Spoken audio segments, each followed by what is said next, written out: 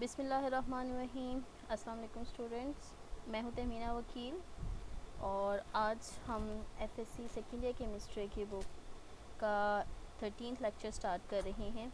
हमने aliphatic hydrocarbons का एक चैप्टर स्टार्ट किया हुआ है जो कि है अबाउट अल्कीन्स एंड अल्काइंस। हमने अल्केन में पहले इसका नॉमेनक्लेचर डिस्कस किया था, then the preparation of alkane.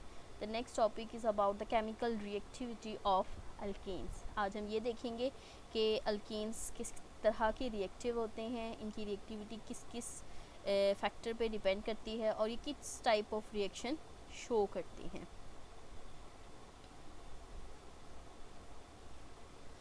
तो ये आपके पास है reactivity. As I told you before that the alkenes, they are also called as paraffins. Paraffins is the Latin word which is derived from the parum, which means little affinity, and affins, which means affins means affinity. Param mean little and affins mean affinity. So ये जो आपके पास alkane और alkenes के लिए paraffin का word use किया गया है, it is the little affinity.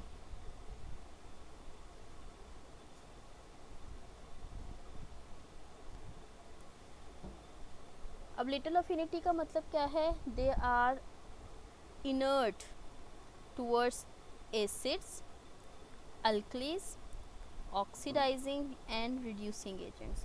कोई भी चीज़ किस तरह से रिएक्टिव होती है, अगर वो किसी तरह से एसिड्स के साथ रिएक्ट करे या बेसिस के साथ, अल्कलीज के साथ रिएक्ट करे या ऑक्सीडाइजिंग और रिड्यूसिंग एजेंट्स उनको ऑक्सीडाइज या रिड्यूस कर दें। लेकिन अगर कोई भी कंपाउंड इन तमाम रिएजेंट्स के साथ इनर्ट होगा, इट मीन्स कि वो बहुत ज़्यादा ही इनर्ट है और रिएक्ट नहीं कर रहा। अगर कंडीशन सूटेबल हों तो अल्केन्स दो टाइप के रिएक्शन शो करते हैं। एक आपके पास आ जाते हैं सब्स्टिट्यूशन रिएक्शंस और एक आपके पास आ जाते हैं thermal and catalytic reactions. Substitution reactions means के one of the atom of hydrocarbons और alkanes they get substitute by some other atom और ग्रुप ऑफ एटम। तो उसके लिए भी हमें एक ख़ास कंडीशन चाहिए, मतलब रूम टेम्परेचर पे ये रिएक्शन नहीं होगा, इसके लिए हमें ख़ास किस्म का कैटलिस्ट और टेम्परेचर वगैरह यूज़ करना पड़ेगा।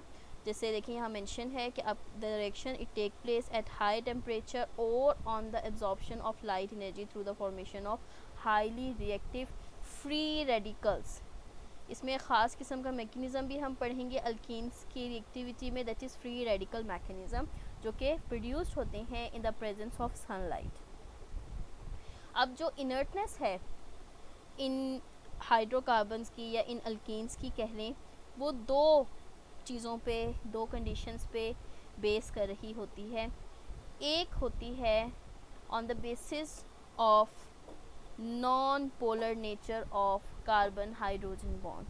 As you know all the bonds in alkanes they are carbon carbon and carbon hydrogen, ये दो बॉन्ड होते हैं इसमें। The electronegativity of carbon is 2.5 and the electronegativity of hydrogen is 2.1। तो कार्बन कार्बन में तो ज़ीरो डिफरेंस है और कार्बन हाइड्रोजन में आपके पास जो इलेक्ट्रोनेगेटिविटी डिफरेंस आता है वो आता है 0.4 का। It means this bond is non polar. जब नॉन पोलर है तो जितने भी आयनिक रिएजेंट्स हैं like acid, alkalis, oxidising agents, they find no site on which they could be attacked, that's why it is inert. दूसरी इसकी reason जिसकी वजह से ये इनर्ट होते हैं, it is the sigma bond. चूँकि इनमें कार्बन कार्बन बॉन्ड हो या चाहे कार्बन हाइड्रोजन बॉन्ड हो, both of them are sigma bond. और जो सिग्मा बॉन्ड है उसमें इलेक्ट्रॉन टाइटली पैक्ड होते हैं बिटवीन टू न्यूक्लियाई। जब वो टाइटली पैक हैं तो वो मॉलिक्यूल को बहुत ज़्यादा स्टेबल बनाते हैं and lots of energy is required to break it. इसकी वजह से जो इलेक्ट्रॉन प्रेजेंट हैं in a sigma bond, it can neither attacked by an electrophile और बाय अ न्यूक्लियोफाइल। इलेक्ट्रोफाइल क्या होता है? It is electron loving species. Electron loving का मतलब क्या होता है कि वो पॉजिटिव चार्ज होगी और वो इलेक्ट्रॉन की तरफ अट्रैक्ट होगी। न्यूक्लियोफाइल क्या होता है? It is nucleus loving species. अब ये न्यूक्लियस लविंग है तो इटसेल्फ नेगेटिव चार्ज होगी और वो न्यूक्लियस या पॉजिटिव चार्ज की तरफ अट्रैक्ट होगी। तो ये आपके पास थी जनरल रिएक्टिविटी अल्केन्स की। अब अगर हम देखें, दो तरह के रिएक्शन हमने डिस्कस किए, that is substitution and thermal. तो उसी की बेसिस पे अगर हम जाएं तो हमारे पास जो रिएक्शन में फर्स्ट कैटेगरी आती है वो आती है कंबशन रिएक्शंस की। Combustion, as you know, combustion एक वेल नोन रिएक्शन है जिसमें कोई भी हाइड्रोकार्बन जब ऑक्सीजन की प्रेजेंस में बर्न करता है then it produce carbon dioxide and water along with heat. ये नॉर्मल रिएक्शन है, कंबशन रिएक्शन। अब इस केस में जब कोई भी हाइड्रोकार्बन लाइक आपके पास मीथेन है, it burns in the presence of oxygen, then carbon dioxide and water is produced. This is the reaction and 891 kilojoule per mole of energy is being produced. अब आपको पता है जैसे अगर कोयला ही है या सुई गैस है, जब ये जलती है तो जलने का अमल है वो कंबशन रिएक्शन होता है। अब वो कंबशन रिएक्शन में क्या प्रोड्यूस्ड हो रहा है? Carbon dioxide and water. वो दोनों प्रोड्यूस होते हैं लेकिन वो हमें पता नहीं चलता क्योंकि वो एयर में रिलीज़ हो जाते हैं, इवॉल्व हो जाते हैं। बट ये जो एनर्जी है वो हमें फील होती है गर्माइश के तौर पे। मतलब अगर आप आग जलाते हो, चाहे सुई गैस से जलाएं, कोयले से जलाएं, पेट्रोल से जलाएं, तो आग से हरारत निकलती है, हीट निकलती है and we can feel that heat. तो ये आपके पास था कंबशन रिएक्शन। उसके बाद आ जाते हैं different oxidation reactions. Oxidation reaction में अब depending upon the availability of oxygen, कि ऑक्सीजन की सप्लाई कितनी है उसके हिसाब से ऑक्सीडेशन होती है। अगर लिमिटेड सप्लाई ऑफ ऑक्सीजन में हम रिएक्शन करवाते हैं then it results in the formation of carbon black and carbon monoxide instead of carbon dioxide. पहले ऑक्सीजन एक्सेस में थी तो वो कार्बन को कम्प्लीटली ऑक्सीडाइज करवा रही थी इनटू कार्बन डाइऑक्साइड, लेकिन यहाँ पे चूँकि ऑक्सीजन की सप्लाई लिमिटेड है सो इनकम्प्लीट कंबशन होगी and instead of carbon dioxide we get carbon plus carbon monoxide. और ये वो रिएक्शन है जो अगर आपने कभी देखा हो, सर्दियों में कहते हैं कि हीटर अगर खुला रह जाए, जलता रह जाए तो उसकी वजह से सफोकेशन हो जाती है, लोगों का दम घुट जाता है, इवन डेथ हो जाती है। तो वो क्यों होता है? Due to the production of this carbon monoxide. Carbon monoxide का लेवल इंक्रीज़ कर जाता है in room due to limited supply of oxygen. Close door होते हैं, सप्लाई ऑफ ऑक्सीजन कम हो जाती है और कार्बन मोनोऑक्साइड प्रोड्यूस होना शुरू हो जाती है। कार्बन मोनोऑक्साइड एक इरिवर्सिबल प्रोडक्ट बनाती है with haemoglobin in the blood, जिसकी वजह से ब्लड में ऑक्सीजन लेवल ड्रॉप कर जाता है और इंसान पहले बेहोश होता है और अल्टीमेटली उसकी डेथ हो जाती है। दूसरा आ जाता है, इसमें वो इनकम्प्लीट ऑक्सीडेशन थी, दूसरा आ जाता है कैटालिटिक ऑक्सीडेशन। कैटालिटिक ऑक्सीडेशन, अगर हम अल्केन्स को बर्न करवाएं in the presence of metallic catalyst, like here we have copper catalyst, और कंडीशंस क्या हैं? 400 से degree centigrade and 200 atmospheric pressure. अगर इन कंडीशंस में हम रिएक्शन करवाते हैं तो क्या होता है? स्टेप वाइज रिएक्शन होगा आपके पास। पहले in the first step alkanes they are converted into alcohol. पहला एक हाइड्रोजन जो है वो ऑक्सीडाइज होगा।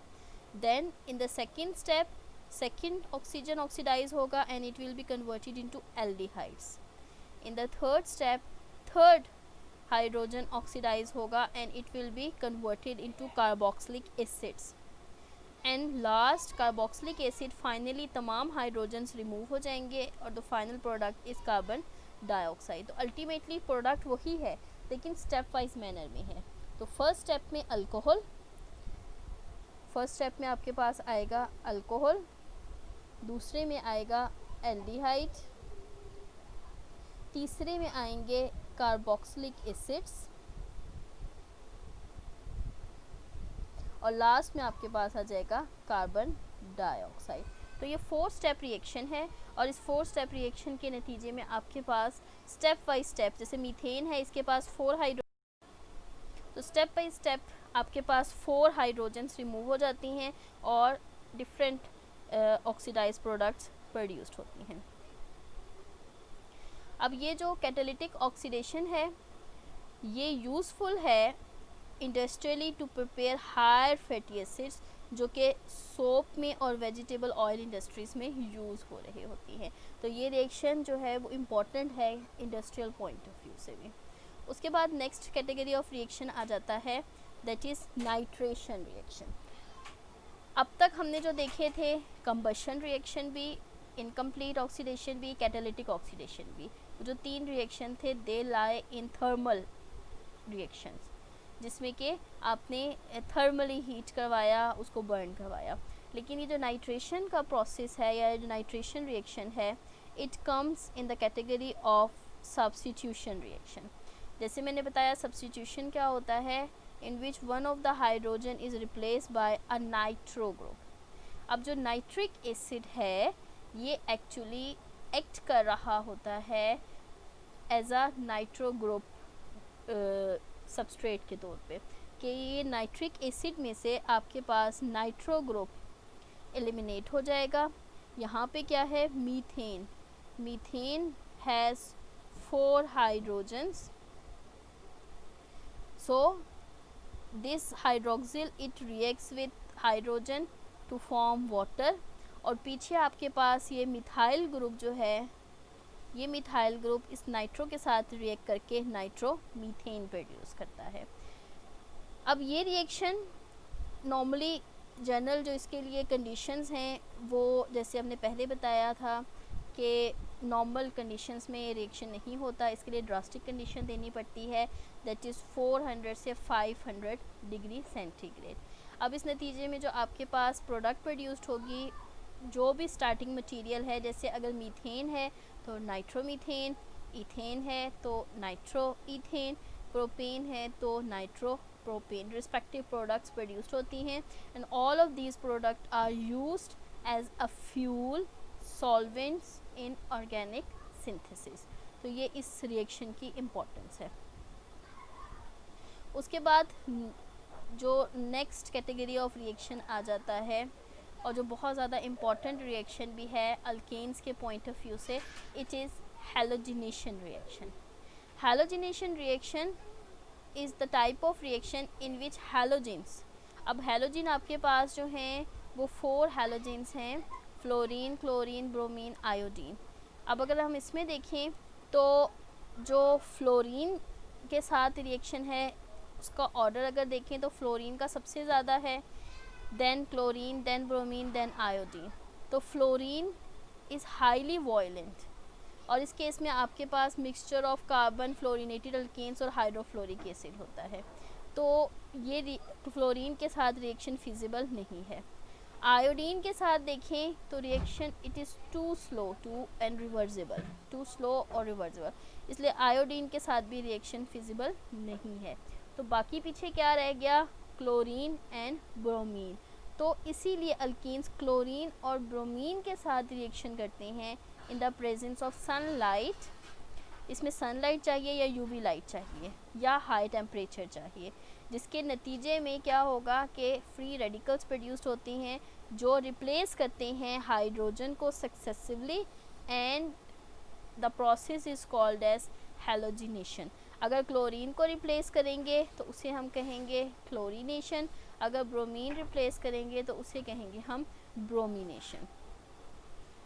अब ये जो प्रोसेस है हैलोजिनेशन का, it is believe to proceed through free radical mechanism. So हम अभी चेक करते हैं कि फ्री रेडिकल मैकेनिज़्म क्या होता है। फ्री रेडिकल मैकेनिज़्म प्रोसेस है जिसमें 3 स्टेप्स इन्वॉल्व होते हैं। कौन कौन से स्टेप्स हैं? नंबर 1 आपके पास है इनिशिएशन। इनिशिएशन में क्या हो रहा है, ये जो क्लोरीन क्लोरीन बॉन्ड है, ये बॉन्ड किससे बना है, इन 2 इलेक्ट्रॉन से। इन द प्रेजेंस ऑफ सनलाइट ये बॉन्ड ब्रेक होता है। जब ये बॉन्ड ब्रेक होगा तो एक इलेक्ट्रॉन इस क्लोरीन पे जाएगा, एक इलेक्ट्रॉन इस क्लोरीन पे जाएगा। ऐसी क्लेविज जिसमें के दोनों इलेक्ट्रॉन इस तरह से ब्रेक हों कि एक एक इलेक्ट्रॉन दोनों पे जाए, इसे कहते हैं होमोलिटिक क्लीवेज। होमोलिटिक क्लीवेज मतलब एक एक इलेक्ट्रॉन सेम।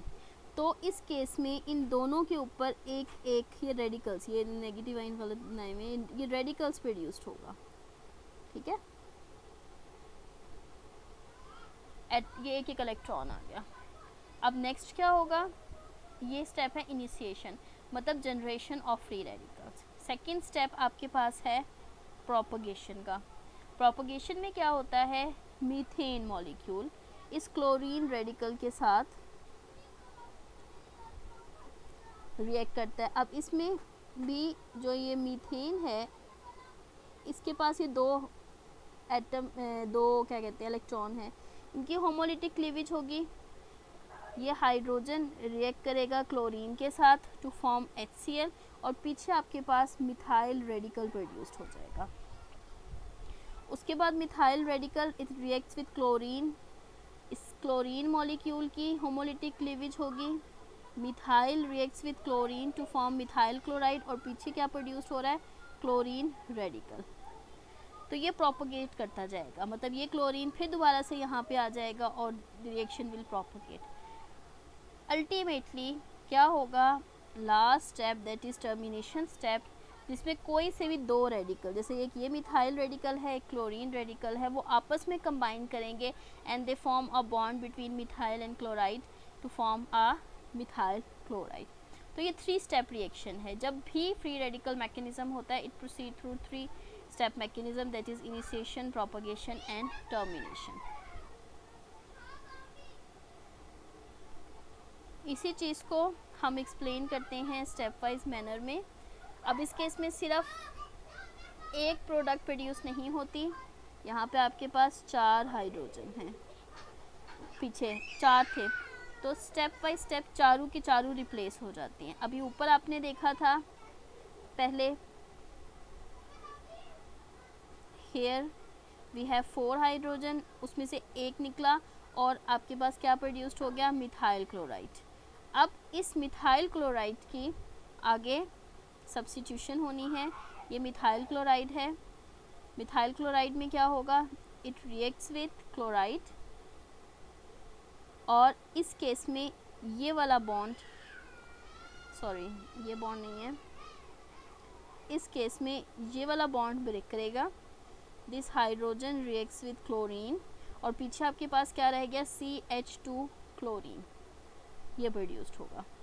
उसके बाद ये जो रेडिकल है, it reacts with another molecule of chlorine, ये बॉन्ड ब्रेक होगा और यहाँ पे आपके पास डाइक्लोरोमीथेन प्रोड्यूस्ड हो जाएगा along with chlorine radical. In the next step again आपके पास यहाँ पे क्या होगा कि कार्बन हाइड्रोजन बॉन्ड ब्रेक होगा, ये हाइड्रोजन इस क्लोरीन के साथ बॉन्ड बनाएगा, पीछे क्या रह जाएगा, CHCl2 रेडिकल।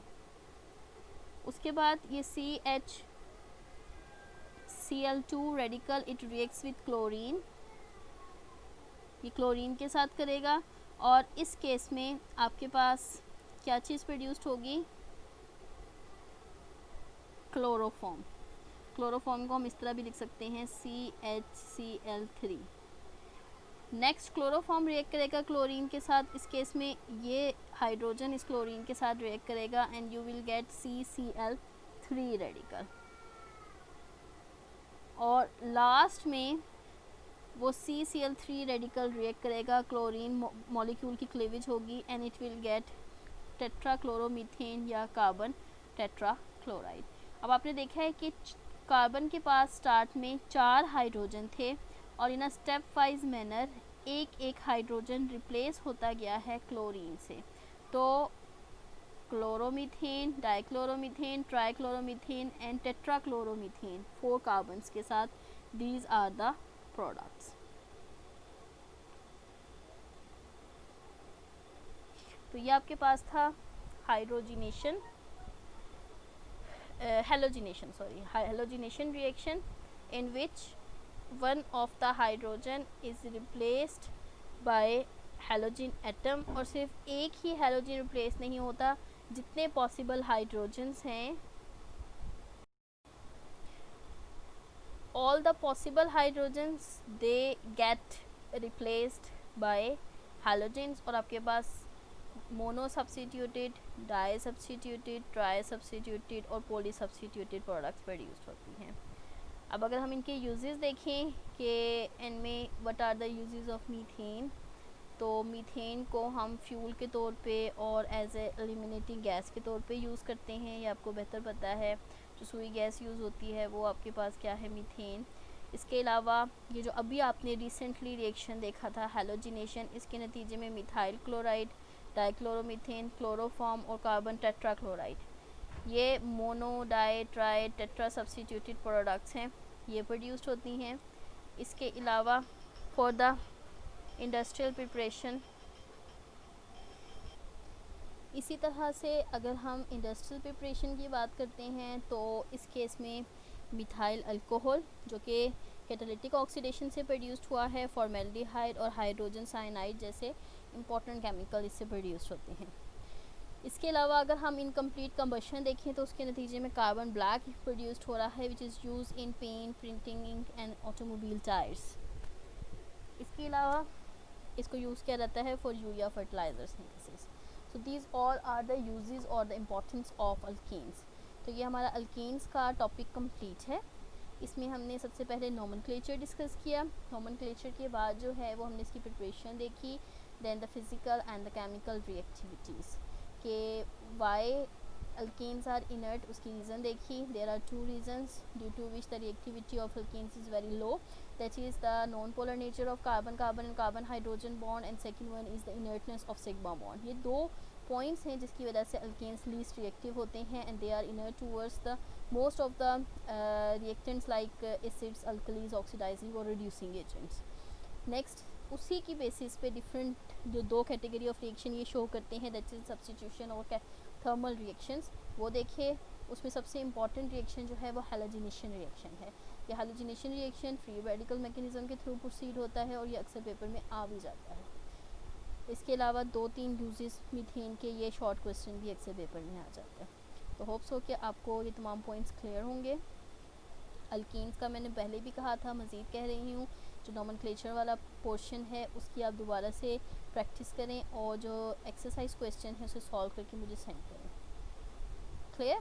सो अपना ख्याल रखें। नेक्स्ट लेक्चर तक के लिए अल्लाह हाफ़िज़।